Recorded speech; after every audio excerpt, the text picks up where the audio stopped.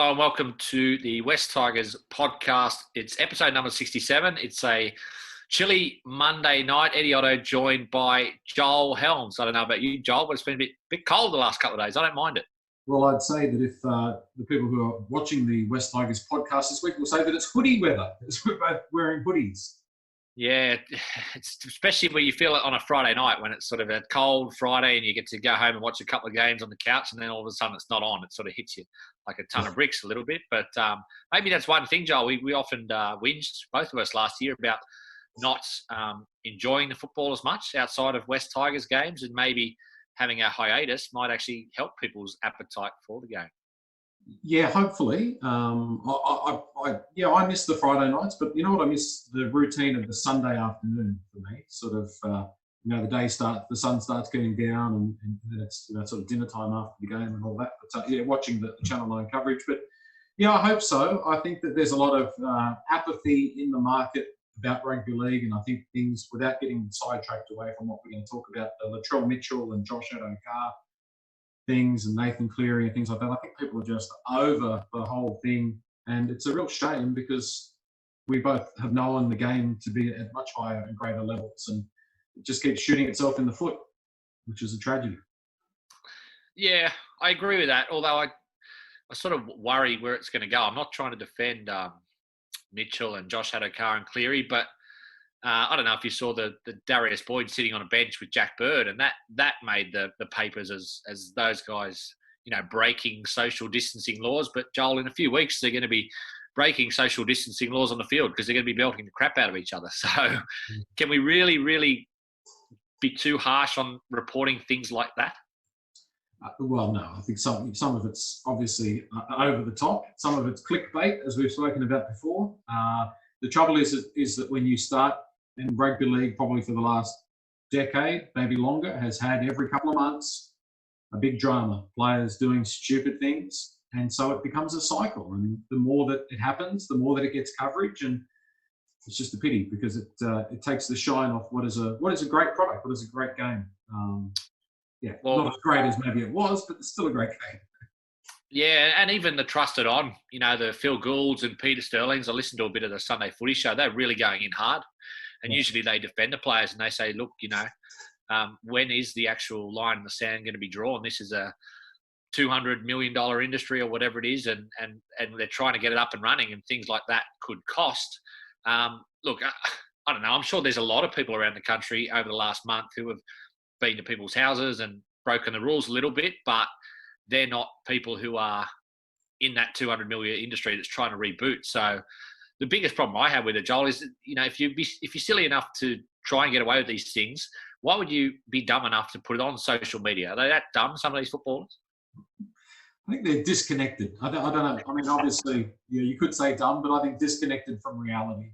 And I think that if you look back, and we might have spoken about this before, but when the game went full-time professional, I don't think it was for the betterment of the guys that play the game. I don't think it was for the betterment of the product. I think that you've got a whole lot of people that live in this dome existence where the big amounts of money fall into the bank account every month or every 3 months, and they live in this bubble, and it's not reality and it's not normal. They don't mix with the average normal people as much as they should. And if they had a job, they would be. I mean, I remember back in the day we had guys like Paul Sirenen, who was a test star, first grade, one of the best first grade footballers running around. He had a daytime job, Monday to Friday. And that was the norm, and that had them connected. And in that job that he had colleagues and different ideas and different thoughts, and it shapes you. If you just live in a bubble, it's a altered reality. Yeah, it was. I think that was the thing you and I probably loved about league back in maybe the 90s. I didn't go much further back than that, but the tribalism, it was a working class game, and maybe it sort of got away with that. And maybe one of the few positives out of this tough time is that rugby league might get back to its roots a little bit like that. Players might not be earning as much money, but there might be, a return to that sort of working class, tribal, passionate thing that's sort of been lost, I think, with all this splurge on things over the last 10 years. Yeah, I remember back in the day, you might not remember this, you might be a little bit too young, but in the State Bank big game on Sunday night, speaking of Sunday night football, it was on Channel 10. And whenever a player scored a try, their little bio would come up on the screen and it would say, age 23, position, wing, occupation. And it would say, plumber or a tree surgeon or, it just gave it, you felt more connected to the guys. But the strange thing is, and I know I was just a kid at the time, but they were more like gods. Even though they were more like normal people, they were different. They had a different aura about it. Yeah, well, maybe that's because they were more relatable to people who are working 9 to 5 or whatever. But what did you think on the actual punishments themselves? I know, Phil Gould was calling to put them out for the season, and that was probably one of his mates there in Nathan Cleary. So that was a big call. I thought that was over the top, but on the flip side of that, you do want to set a standard because you're going into unprecedented times here, so you don't want to be seen to be going lightly. Did you think any game suspension for those 3 players, or was fair enough with, I think it was about a $20,000 fine? I can see both sides of the argument. I mean, you have to put in the perspective of COVID-19 has killed, the estimates obviously vary, but we're talking about 200,000 people. It's a gravely serious thing. It's, in a lot of ways crippled the economy. So many people have lost their jobs. The game is on hold. The game, every year we've had rugby league, and this year it's on hold. That's how serious the situation is. So are the fines and the penalties, given what was risked by them, strong enough? You could make an argument both ways. I mean, why should the fans and why should the clubs be penalised for something one of the players has done? I don't think it went far enough. I think there should have been a couple of games suspension. I think that it's not about this incident. See, this is the trouble, is that we always nail down into what that incident was and the X, Y, and Z of what happened. If Latrell was already on the farm, what's the big deal? But it's who runs the game, who's got the power and who's got the control, and telling the players that, and having it in their mind that there are penalties and there is going to be, the bosses are going to be delivering these penalties. So this is why we need to act correctly. So that's the thing, is you can't look just in this small microscope of what's happened. You've got to look at the bigger thing of who's running the game, what the standards are of the players and what's expected of them. Because you and I, Eddie, we have to live by these rules every day. We have to live by them with our employers and what we do within our families and things like that. There has to be proper penalties, and there has to be a proper hierarchy of who's running the game and who the bosses are. Yeah, no, well put. Again, I can see both sides. I mean, but for instance, if you and me were to do what Nathan Cleary had done, we'd be facing a $1,000 fine, whereas he's being punished 20 times more than that. So you could argue that is a hefty punishment. But yeah, in saying that, Paul Gallen sort of said, the hardest way to hit players is in the hip pocket. But I actually think the hardest way to hit players is to say, no, you're out for 4 or 6 weeks. I think that hurts clubs more, and players would be more likely to really pull in the line. Whereas if you've got guys on 600, 700, 800,000 and they know they can get fined 10,000, they're probably going to take the chances every now and then. Mm.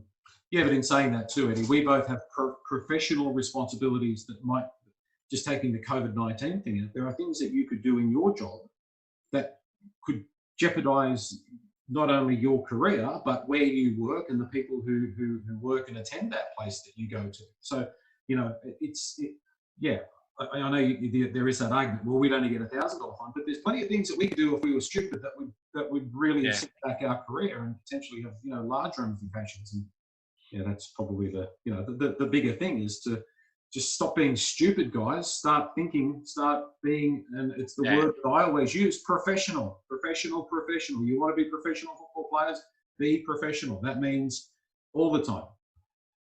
Yeah, I don't want to sound like I'm sort of just sticking up for players, but it is, they are copying it at the moment, and it's probably for the actions of only a few.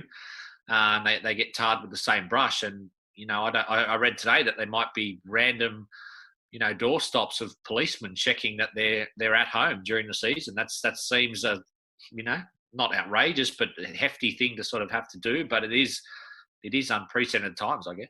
Yeah, it really is. There was another step back towards the game returning today, with West Tigers and the other clubs going back to training, which is good news. So we are a step closer.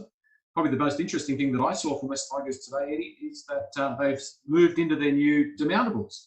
And it certainly is not fancy. It's certainly, by the look of the photos that are on Facebook, it's when you see a building site, it's about what you'd expect at the back end of a building site. It's certainly not glamorous. True, but the saying that comes to mind is, short-term pain for long-term gain. We've been at our Concord base for nearly 2 decades now, or can't remember exactly when we started training at Concord, but it's looked exactly the same for 15 years. So if we have to train out of dusty, dodgy demountables down at Cintra Park, I remember spending a lot of Saturday mornings down at Cintra Park playing soccer and whatnot, and it's a big, spacious surrounds there. So I'm sure they'll get something that's okay, but as long as we see those Bulldozers start doing some stuff over the last 18 months and it's not everything's on hold, love to have that centre of excellence up and going in 2022.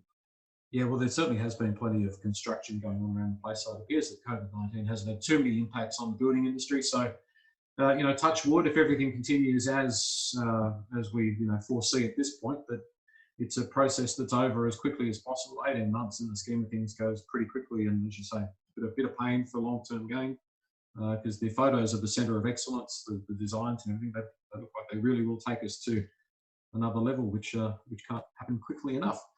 We're going to talk about West Tigers centres through the history of the West Tigers in a moment. We'll share the screens, but I thought we'd just have a quick chat about an article that Declan put up on westtigerspodcast.com.au. He's named the 7 players who need to be consistent for the West Tigers to make the top 8 in 2020, and I think he's done a pretty good job. He starts off, Eddie, with a guy that often gets overlooked, but he is one of the leaders, if not the leader of the forward pack. He really does have to, I think, step up week in, week out if we're going to make it. Josh Aloiai. Yeah, for sure. I think he's a player that blows hot and cold too often. I thought he started really good under Madge last year off the bench. And then maybe was had a couple of disappointing years under Ivan Cleary. Just, again, one of those players that, like Declan said, if we're going to be a consistent top 8 team, you've got to get I remember Tim Sheen saying, Joel, once you reach about 50 first-grade games, there's no excuses for inconsistency. And I don't know exactly how many Josh has played, but he's been in the team, in the system now for 4 or 5 years. So his best is good, but his worst is probably, reserve grade standard at times. So I'd agree with that. Yeah, consistency has been his problem. I still see him as a back rower, but maybe I'm wrong there. I know his debut year was in the back row, and it was his best year in first grade. So, but anyway, he's up front at the moment. I think just the point, just breaking away from that holistically and looking at the West Tigers, a good point that Declan made was the inconsistency of the team between round 1 and round 2 even. And that's the big inconsistency that needs to be overcome by this club, is to have some sort of consistency in the performances. You're allowed a poor performance every maybe 6 weeks or 8 weeks. The trouble is we do it every second week or every third week, don't we? Yeah, I agree to an extent, and we spoke at length, I think, over the last 12 months about displays that, cost us top 8 spots. But in saying that, I still think consistency will naturally improve as the roster becomes a top 8 roster. I don't want to put in excuses for us. Probably sounds like I'm doing that, but you're dead right about round 1 and round 2. I mean, round 2 is just not good enough for any first grade team. But I think in general, the last couple of years, we've been a harder football team, a tougher team than we have been in the past with more talent. But you don't want to see too many, you want to shorten the gap between your best and your worst. Yeah. And that's a bit of a problem at the moment. Yeah, it is. I can't say if Harry Grant's a consistent player. I really haven't seen him play enough. I don't think any West Tigers team has. But Declan has said that, if he can come and consistently play at a high level at hooker, we'll be in good stead. Yeah, I was interested to see. I might have to ask Declan whether he was thinking the 6 players that are the most important, because they're the ones that will dictate if they're consistent, we'll make the top 8. Because going through the list of names, there was a lot of key position players, and obviously Harry Grant hasn't played a game for West Tigers yet, so we can't say whether he's been consistent or not. But I think he could potentially take us to the next level as a team, because that was a spot I was very worried about coming into the year. It's strange circumstances, not going to have a lot of training under his belt, but if he can come in and get a combination going with Brooks and Marshall, then I'd be a lot more confident about our chances this year. Well, Luke Brooks is on the list. Obviously, that's probably a given. Brooks and Marshall are both on the list. They do need to be consistent for us to make the 8. I think every West Tigers fans would agree with that.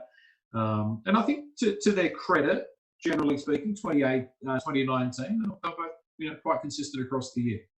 Yeah, I was going to say that. I've been one of the Luke Brooks critics up until probably 2018. And I think his last 2 years have been really good. I think he lost a lot of the potency around him.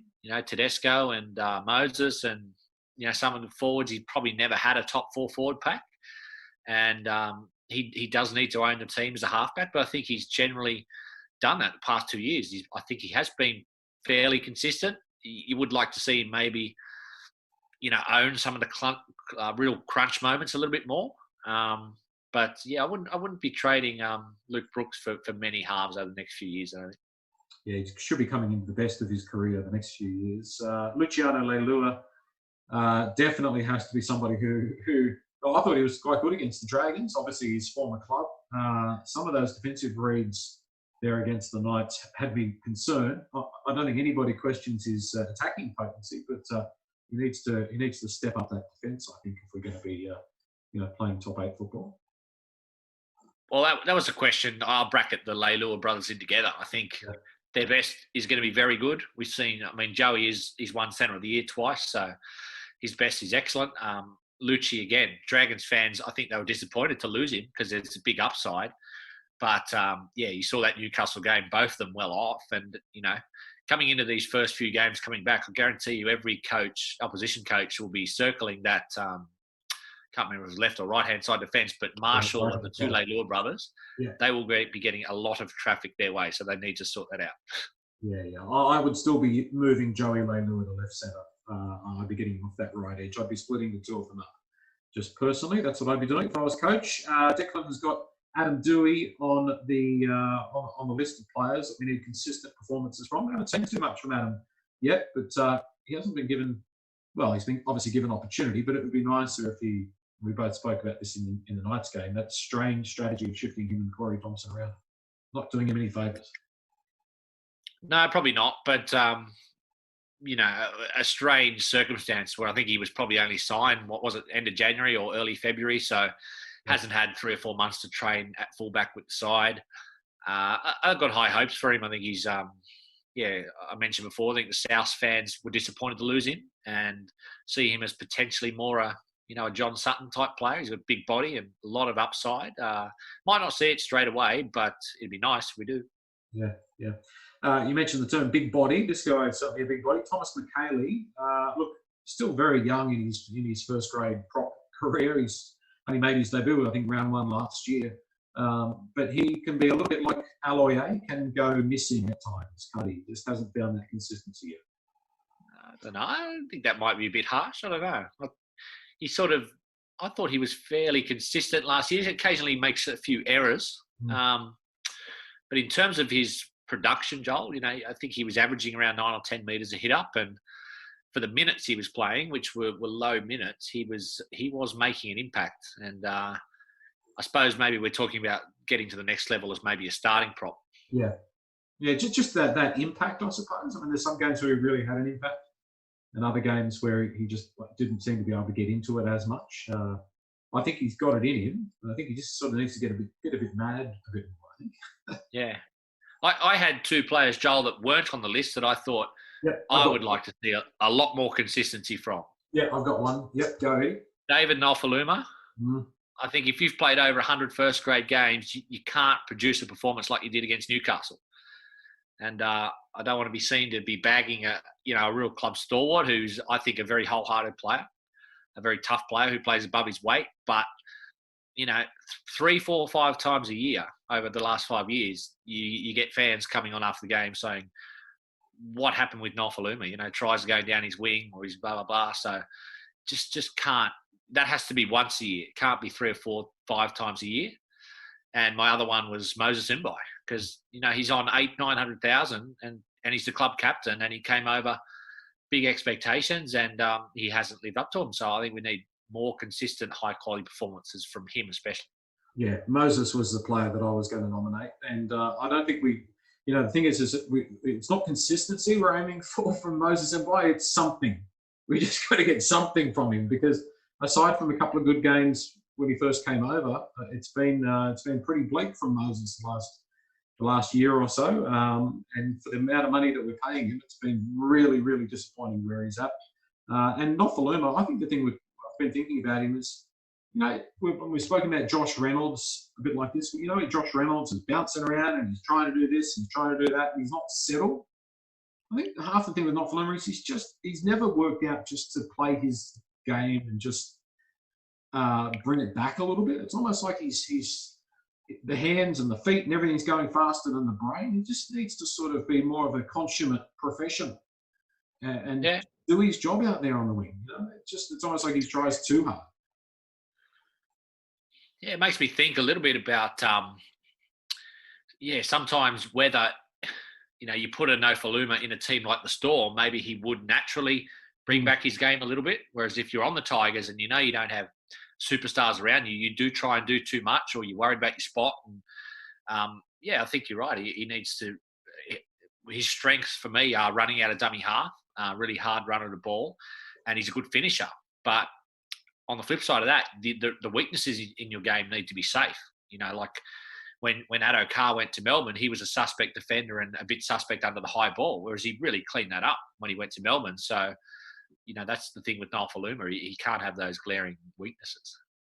Yeah, because if you do look at the great wingers, it's not just that they scored 25 tries a year. It's that they were safe, they were consistent, they were, that's what generally makes a great winger, is that all-round game. And then you have the finishing abilities on top of that. And, so anyway, we'll talk about David Nofaluma probably 100 times more. But we'll probably leave that there. Shall we? We'll share screens for those people who are watching the YouTube video version of the podcast. I have got here all of the West Tigers centres that have played for reasonable amounts of time over the club's history, and some good comments from our followers on Facebook. Mitch Wright, who like John Willison and Dean Collis. David Batanaris, Chris Lawrence and Kevin McGuinness. Stephen Maciel was he nominated his two favourite West Tigers centres, Chris Lawrence and Paul Whatuira. It's a pretty good combination. Murphy AC, Keith Lulia, 4 tries in 1 match. Yes, the winger, but also played centre. Yeah. Adam Hughes, in his prime, Paul Whatuira and Lawrence. Isan Masters from Timothy Cox with the crying face. I don't know if that's crying with tears or with sadness. Yeah, tears look like me. And Robin Eagles, forgot this goose played for us. Robin's talking about Terry Hill. Must have blinked and missed it. The irony is, as we look at this list, just talking about a couple of guys that we signed that were, some of the best centres ever, came to the West Tigers, didn't play a lot of centre. That's Terry Hill and, of course, our inaugural skipper, Jared McCracken, who played in the back row. But as far as centres go, and on their day, they're 2 of my all-time favourite centres, those 2. Yeah, I was just looking through the list, Joel. There's no real shortage of talent there, especially in the early days. And I remember when Terry Hill signed, I was a Terry Hill fan when I was, I would have been 15, 16, the start of the merger or something. And Terry Hill was one of those players you sort of hated if you played against him or you supported against him. But, I'm sure Manly fans loved him because he used to get under people's skin and he was a sledger and niggler. And there were a few games there where he was outstanding for us, but he was just ravaged by injury then. And not so much off-field issues, but I think his body had broken down and he'd become a bit of a lunatic off the field, all the stuff he was doing on the footy show and stuff. And, it just didn't work out, did it? Didn't work out. A big investment too. It was a fair amount of money I think we put into Terry Hill. But look, he did bring something to West Tigers in the early days, and he did pretty well when he was moved to lock with under Tim Sheens. He made some good contributions, but probably. I remember something about Terry Hill, apparently upsetting a few people at a West Tigers grand final luncheon a number of years after he departed the club. And apparently he'd never be invited back. So I don't know what was said. If anybody knows what he said or what happened at that luncheon, I would love to know. If they can send us a message, that would be funny. Why was he invited to the West Tigers luncheon, Joel? It's not like he was a club legend. Was he a comedian or something? Well, I believe he was one of the speakers, I believe, and he said a few interesting things about the club and about a few people. So, if anybody was there, I think it was probably 2011 or 2012, somewhere around that time. If anyone knows what was said, I would love to know, just out of interest. But Owen Craigie was number 3 in that first game against the Broncos. He had a couple of good games for us. Very typical of so many signings that West Tigers have made. Even we continue to do it today. Players that have performed pretty well for their former club come to the West Tigers and become patchy. And Owen Craigie was patchy. I remember he was in that game where he had that massive comeback against Newcastle. I think. Yeah. Few and far between his performances for us. Yeah, I remember I can't remember if it was an early round game, Joel, or even the first ever trial game for West Tigers. It might have been the first ever game at Leichhardt against, it might have been the Warriors, where he chipped and chased and scored, and just one of those freakish Owen Craigie plays. But, he came to us and wasn't in shape, really, for a player of his sort of talent. He was sort of overweight, and that was an issue throughout his career. When he went to South, it got even worse. I just don't think he was able to I think he admitted after he finished his career, he had, issues off the field that were troubling him throughout, because he did have outrageous talent as a youngster at Newcastle. And at the Tigers, he had a few good games, but it was never really in prime shape to be a rep player or even a consistent first grader. Yeah. A Western Suburbs legend, Kevin McGuinness, played a fair bit of centre for West Tigers, but played a lot of 5'8" too under Terry Lamb. Good player on his day. It was a shame when he went to the end. Even though I came from the Balmain side of things, I was sad to see him go. Yeah, really, really good player, Kevin McGuinness. I remember a game, I think it was that infamous game out at Penrith, Joel. We were up 31-8 and got run down. When I was out there, when Tony Pulatua went bananas in the last 20 minutes, Kevin McGuinness was carving up that day. He was having a field day, and he was a freakish player at his best, Kevin McGuinness, because there wasn't much of him, but he was light on his feet. He was good with the ball in his hands, and I thought he had a really strong, couple of years there. But obviously that off-field incident really curtailed his time, and he was out the door a year or so later, wasn't he? Mm. And thanks for reminding me about that Penrith game. That's fantastic. That's great. I remember going out there, Joel. Yeah, I went out there with a mate. It was nearly sold out on the Sunday afternoon, and we actually, I can't remember. I think we got a train, and we were getting a bus back there, and we were that depressed that we ended up getting a bus that was heading further towards the mountains and back to Sydney. We only realised about 40 minutes after. It just made it even worse, because I think that ended the team's finals hopes. That was the pop of the balloon that afternoon.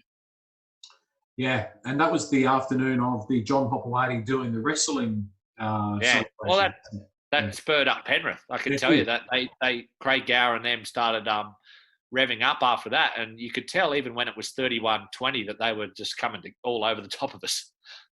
Yeah, not good memories. I remember that game very well. We mentioned Matt Sears a couple of weeks ago, talking about fullback. He was a really good fullback for Norths. He kind of got shifted to the centres for West Tigers because Joel Kane had the mortgage on the number 1 jersey. I don't think there's much more we can add about Matt Sears. No, I do remember he was a good defender for a fullback. When he went to centre, he certainly played tough, Matt Sears. Of the next 3 centres that played for the West Tigers, 2 of them were figures that well and truly got the West Tigers forum bubbling over. Nick Bradley Galalawa and Mark O'Halloran. Remember Mark? He went on to play for Penrith too, I think, didn't he, from memory? Yeah, he definitely moved on a couple of times, Mark O'Halloran. I don't know if he ended up in Super League. But,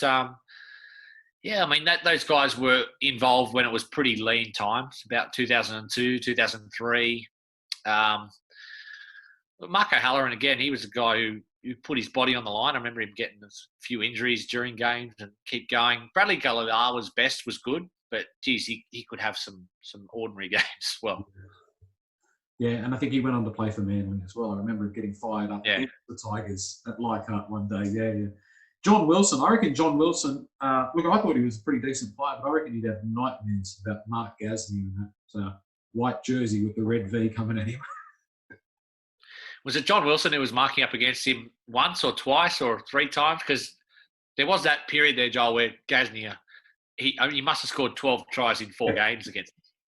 Yeah. It was primarily John Wilson. Yeah. Yeah. He was a player, I thought, Joel, that generally, outside of Gasnier, punched above his weight for his talent. He had a good little combination, I remember, with Daniel Fitzhenry one year where he was scoring a lot of tries off Fitzhenry's sort of grubber kicks, and he was a wholehearted player. Johnny Wilson, he would have played, I don't know, probably between 50 and 100 games, maybe not that many, but can't remember exactly when he left. Was he still there in 05? He wasn't in the team, might have been just. Yeah, he was a shadow player. Yeah. Yeah, him and Bronson Harrison. That's right, yeah. So, no, I think he was, again, someone who he probably wasn't on a whole lot of money. It's not like he was a big signing or anything, and did a serviceable job. Yeah, definitely. I think that's a good way to put it. I thought Dean Collis had a bit of talent, didn't really go on with it, and ended up at the Sharks, from memory. Yeah, I'd love to know what happened with Dean Collis, because he came in sort of, I think, 2006, really, after the grand final, and big raps on him, I think, as a West junior. And I thought had some really good games early in his career in 2006, and never really found that consistency. It reminded me a little bit of Tim Maltson, maybe not quite as, hungry is probably not the right word, but it's a little bit timid at times. Good talent, but because I just remember back in 05, 06, Tigers fans were saying this guy could be a New South Wales centre. I thought that, and just didn't live up to that. Yeah, it was supposed to be and we had him and Chris Lawrence come through around that same time. And basically it was at the tail end of the Shane Elford, Paul Whatuira era. So we thought, well, our centres are pretty well covered. Yeah. Of course, Elford and Whatuira, what else can you say? They were our grand final centres. And Shane went back to the Panthers. He's still with them. I think he's like a development guy in the Panthers system, I believe. And Paul Whatuira I was having a look at his Facebook, actually. He's in New Zealand, I believe, doing some sort of like life coaching and things like that. So interesting. After playing career Paul Whatuira's had. But do you remember which club he played his last NRL game for? Parramatta. Yes, it was. Yeah. Yep. Yeah. I think that was one of those recruitment drives that has never been explained. I think they signed 4 or 5 players. Might have been Carl Webb, a couple other guys who were just past it. Yeah. Like good players who were just past it. But I mean, Whatuira and Elford, what a story! Like, such an unlikely sort of pairing to to win a premiership with. But Paul Whatuira was unbelievable in 2005. Yeah. In attack and defence, and Shane Elford was a really strong, dependable defender. He did have his moments sometimes with the ball that frustrated me, but what can you say? Such value for money there in both signings. See, Shane Elford's a good example when we talk about David Nofoaluma. Now, Shane Elford didn't have a whole lot of speed. He didn't have a whole lot of skill, but he was professional. He went out there and he knew his role. He did his things. He did what was required of him at a quite consistent level each week, and you knew what you were going to get from him. That's why Shane Elford was such a success, because we were somebody that were able to build that back line around. He was like a rock in the back line. Yeah, it was interesting to see as well, Joe. I don't know if you saw, there was an article a couple of weeks ago about where are they now, all the 2005 players. And it was nice to see. Like, I think there were probably 13 or 14 of them who were still involved in, rugby league in some capacity, whether it be, Todd Payton, assistant coach, or like a Paul Whatuira, a mental health sort of role, or Shane Elford, a trainer. But, they, like you said, just the professionalism maybe of that team. They've gone on, pretty much all of them, to do well after football. Yeah, exactly. Chris Lawrence is still playing for the West Tigers. We've spoken about Chris 100 times before, but we're talking about his centre days, and when he was really fit and firing, he was just about as good as any centre you'd find anywhere. He was just that whole running ability. He was dependable and safe. And it was just a great pity what happened to Chris Lawrence with that hip injury, because it did, and that was really at the peak of his powers as well, which makes it even worse. It was, yeah. I remember his first game at Brisbane 2006 coming on as a winger with that blinding speed, and then Tim Sheens turned him into a really strike weapon centre that had a great ability, like you said, to run holes with that speed, and a tough tackler. Interesting, because I think he played a few games for Australia, Chris Lawrence, but never played Origin. Is that right? That's correct. Yes. Yep.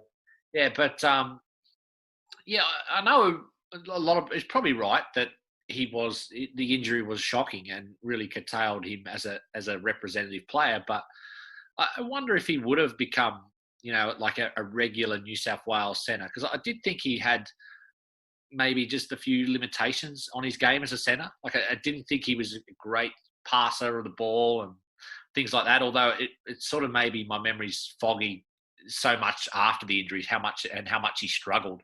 Yeah. With basic things like playing the ball and passing and things like that, because it really was sort of chalk and cheese for a few years before he moved to the back row, where he's been excellent. Yeah.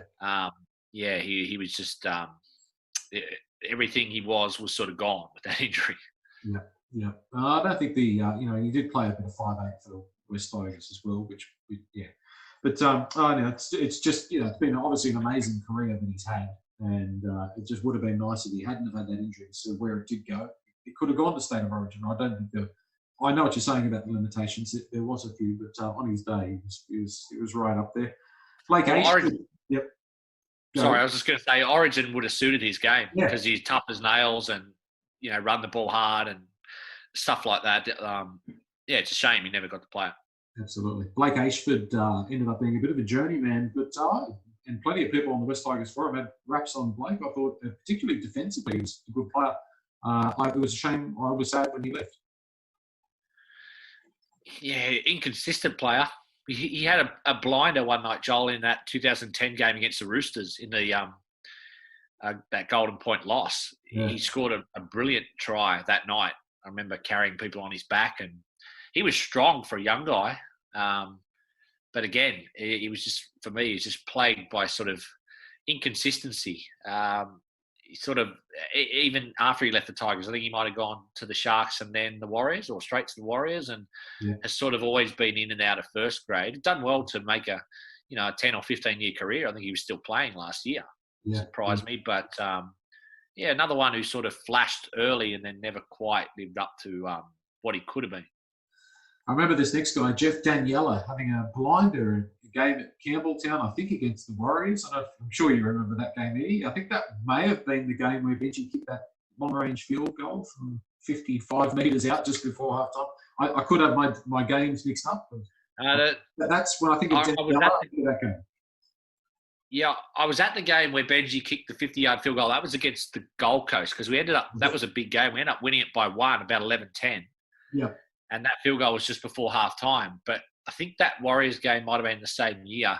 Yeah. Maybe that was a night we put 50 on them or something, because I can't remember off the top of my head Jeff Daniela having a day out. But that must have been that game where we put like 50 on them at Campbelltown. Yeah, I think from memory he scored three tries. Right. Okay. Yeah. But, in terms of buying ex-Penrith centres, we didn't strike gold 3 times. Didn't quite work out with Jeff. Tim Simona, we've spoken a bit about before. It seems that, and I know that obviously things are clouded by what we found out later on, but I've got to say, I was never a massive Simona fan. And I think you were a bit more of a fan than I was. Well, he's just one of those players now, Joel, you have a giant asterisk against, because you think, his performances for me didn't often make sense. And sort of now we know why, because his head was elsewhere. Because I think he had all the raw ability. I remember a few tries he scored, like slashing tries, one in the wet at Leichhardt one night against Melbourne, where, he had speed to burn and whatnot, but there were some games, Joel, where he just wasn't really a part of them. Yeah. All right, let's move on from there. Kevin Naiqama. Kevy, plenty of people, West Tigers fans, have a spot in their heart for Kevin Naiqama. Some of his plays in attack were fantastic. Some of his defence, however, left us scratching our head or pulling out what little hair we have left. Yeah. Yeah, he was a guy who was he a Jason? I think he might have been either a Mick Potter or Jason Taylor signing, maybe right at the start of the Jason Taylor. Potter, I think. Yeah, and he did a good job for us because he was always fit. There was a lot of backline movement over those few years, and he was there, and he did have his moments, like you said, in defence, but he was deceptively fast, and he had a pretty good year, I think, under Ivan Cleary before he left. Yeah. I always think Kevy did a decent job for us. Another centre that we bought from Penrith, but of course better known for his time at the Bulldogs, Jamal Idris. Unfortunately, Jamal never was able to produce what he had produced previously for the Bulldogs, but I think that his mind often wasn't quite on the job, sadly. Yeah, I think he had that 6 or 12 months in Africa or something, Joel, before he came back to us, and he was enjoying his time away from rugby league, and I don't think he really came back to rugby league. I think he'd lost his passion for the game. He was a character, Jamal Idris, and he could be a brute at Canterbury, even at Penrith. But I think 2 knee recos, I think it was 2 for a big guy like that will just if you're not 100% locked in, it's gonna kill you. And I think that was too hard for him. Yeah, that's a shame because back when in his first couple of years, he really could have been in it. He was a terrific strike weapon for the Bulldogs. Moses Sully, of course, sacked by West Tigers because he was constantly asleep in his car in the car park at Concord. Went off to the Bulldogs. We got there, put a hat on, and quickly turned around and was shut on the door, and then ended up at Manly. And he's got to say, to his credit, he's got it together at Manly. It's interesting, isn't it, Joel? Because you sort of wonder, a lot of people, when he got sacked, I was one of them saying, well, just get him out the door if he's asleep at training and whatnot. And then there were a few saying, look, let's see where this kid is in a few years. And I got to be honest, he's better than any centre we got. But, what do? Do you just credit Des Hasler's magic sort of power of getting the best out of him? Because I think maybe that's something that some coaches have and others don't, is that they know maybe how to get the best out of players, and you have to treat them a little bit differently. But can't remember, was it Ivan Cleary who got rid of Sully? Yeah, it was Ivan Cleary. It was a big feature in when they did the that 4-part documentary on the off season. I think that was at the start of the 2018 season, and part of that was Justin Pascoe calling the board and getting the approval to show Moses Sully the door. But it's just, I think it twists the knife a little bit in West Tigers fans' hearts, because it just seems like we try and do the right thing and make these decisions. So often they turn out to probably or perhaps be the wrong decision, or we miss out and another club does benefit in a big way. Yeah, you're right. But I mean, what do you do? I mean, if you sort of let that sort of attitude slip in, that could be even worse. But I suppose you just got to give credit, as much as we don't want it, to him to sort of turn his attitude around, because it wasn't just us. It was, Canterbury. They swooped on him straight away and he was sacked within 2 weeks. So, it was sort of credit to him and Des Hasler, because he's certainly a difficult guy to tackle. And if he keeps his head on, he can be a good player. Here's 2 guys that will divide opinion. Isan Masters and Mahe Fanua. Of course, they played plenty of centre for West Tigers over the last couple of years. Neither of them with the club any longer. Isan, on his day, can be pretty effective, but I've got to say, I hate to say it about what Tigers players, but I wasn't overly fussed when I heard he went to the Cowboys.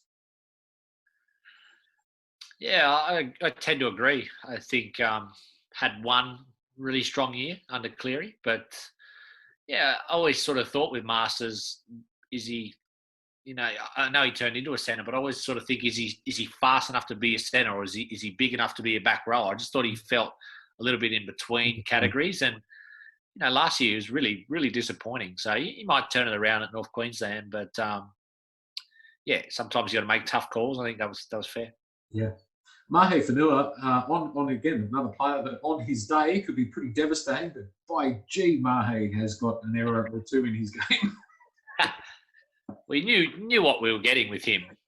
And he didn't let us down, did he, Joel?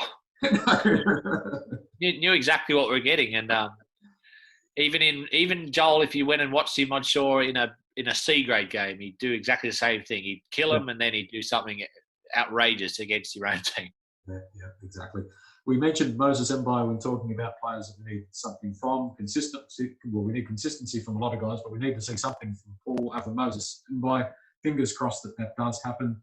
And Paul Momirovski, of course, who's on loan to the Melbourne Storm. But as we've said before, some good glimpses of Paul's game in the later part of last year. And we're looking forward to Paul coming back to the West Tigers in 2021. I'm sure that the Melbourne experience will be very good for him. Well, Joel, maybe this is something that we could look at, down the track with, maybe we should have done with Corabetti and Addo-Carr. Said, look, guys, go to Melbourne for a year or two. Yep. Let's get Bellamy under, work you out and make you a superior player, and then you come back. Because this is the perfect deal, isn't it? Like, I'm sure he's not going to get worse as a player at Melbourne. He'll learn things. They're probably the hardest working team in the comp. And we've got that ironclad now. He has re-signed, hasn't he? He has, yes. It's been nuts, yeah. So I think it's great. I think he was great at the end of last year. I think maybe a few people may be getting ahead of themselves in terms of how good he is at the moment. But, when he comes back, you'd like to think he'd be one of those starting centres. All right, Eddie, I'm going to put you on the spot. West Tigers are about to line up in a grand final. You've got the choice of all of those guys who've played West Tigers for the West Tigers in the centres. They're going to be your grand final centres. Who are you going to pick? I have to pick Paul Whatuira because I thought he was outstanding in the short time he was there, and a big game player. And then it'd be a toss-up between Chris Lawrence and Shane Elford. I'll go for Chris Lawrence because I just think his best, he would have made that 05 side even better. And it's a shame that he sort of just sort of missed out on that. He was sort of came in in 06. So I'd go Whatuira and Lawrence and Elford just below that. What about you? You never know. Chris could still win a premiership this year. So you just never know. I hope so, at their very not as a centre. Not exactly. Yeah. At their very, very best, you'd have to say Terry Hill on one side and Chris Lawrence on the other. Yeah, Terry Hill, he would have won a comp or two at Manly, wouldn't he? I'm sure. He did. Yeah. Good player. Not, interesting guy. Let's put it that way. Yeah, he was a bit like a bigger version of Bo Ryan, wasn't he? He was a bit of a cult figure on the footy show and that back in the late 90s, Terry Hill. Yep, absolutely. Well, next time we're going to talk West Tigers 5'8", and that will be interesting because if you look at the West Tigers history for so many of those years, it was one particular man, but a few other guys have lined up in the 6 jersey over the years, so that'll be an interesting chat next time on the West Tigers podcast. And Eddie will be a bit closer to the kickoff of some action, and hopefully there'll be a bit more news around next time we catch up. Yeah, it'll be good, Joel. I think it's interesting times this year. It's going to be, I think, 20-round comp, and there's going to be probably no fans all year. So, we talk a lot about the soft underbelly and whatnot. I think this year especially, the mentally toughest football teams will rise to the top, won't they? Because, it's unprecedented circumstances playing with no fans and all these protocols and disciplines. So, it'll be really interesting to see whether we have gone to that next level as a mentally tough footy side. Yeah. Well, let's hope that is the case. That's what we all want to see. So fingers crossed. And Michael Maguire, I'm sure, and I was thinking about this the other day, I was thinking, for Michael Maguire, you surely would be walking up and down the hallway in your home thinking about how you're going to achieve this all the time. But it's obvious to everybody that that's where the West Tigers need to go. Just that consistency, just lifting that professionalism week in, week out. Yeah, I think we're in good hands, and he would have surely gone stir crazy mad the last 6 weeks without having to yell at someone or whatever. I don't know how he'd go on the Zoom meetings, Joel. Yeah, that's right. Well, apparently Zoom's not completely 100% secure, so we need to try and hack in and find out. Yeah, that'd be interesting. We could have a spy or someone in the camp and see how they go. But I'm sure players would be really excited about getting back to interacting and training together. I don't think they're allowed to do any tackling or wrestling for 2 weeks, which seems ridiculous to me because they're going to be belting the stuffing out of each other in a month. But I suppose it's they've got to make a few concessions given they're allowed to come back and play on the 28th of May.